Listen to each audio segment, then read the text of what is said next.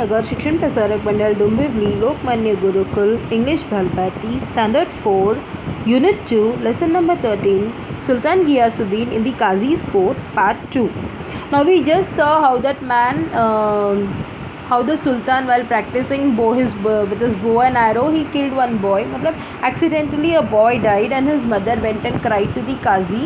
So the Qazi is calling the Sultan to his court. Okay, and how the officer the Qazi sent gives an untimely azan and to reach the Sultan. He gives the Sultan the summons and the Sultan is like, okay, I will come, don't worry. So the Sultan has to go to the Qazi's court the next morning. The next morning the Sultan got ready to appear before the Qazi. He hid a sharp sword in his robe and set out. Now the Sultan, he took a big sword, talwar, and he hid it in his robe. Okay, त्याने आपल्या तो ड्रेसच्या आतमध्ये तो तलवार लपवून घेतला. The courtroom was packed with people. Everyone was eager to see what would happen.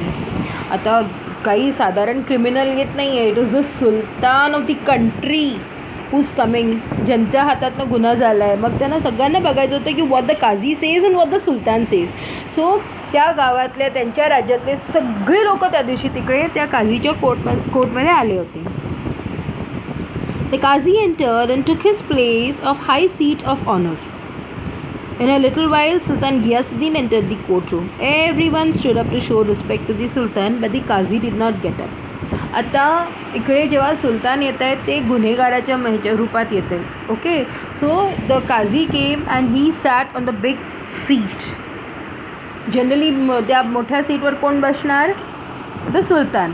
But today sultan is coming to the Qazi's court. The sultan is the person who is done the wrong thing. So the Qazi is sitting there, and when the Sultan comes, everybody stands up to say this thing, to bow and give their respects to the Sultan. But the Qazi does not stand up because here the Qazi is bigger than the Swiss Sultan. The Sultan stood in the docks and began the trial. See, this is called the dock, the Katghara that you hear in the Hindi movies, the Katghara. The Sultan stands there and the trial begins. Okay. The widow presented her complaint. The Qazi took note of all the evidence and in a grave voice addressed the Sultan. You are guilty of causing the death of the only son of this poor widow. According to the law, you must pay a fine for this offence. I order you to do that without delay. So the Qazi calls the widow also, the mother of the boy who died. And she very cryingly she says that I had only one son and the Sultan was practicing bow and arrow. He should have seen where he is shooting his arrows. He did not, and my son died and all. So the Qazi says okay. Now he tells the Sultan, see, you are wrong.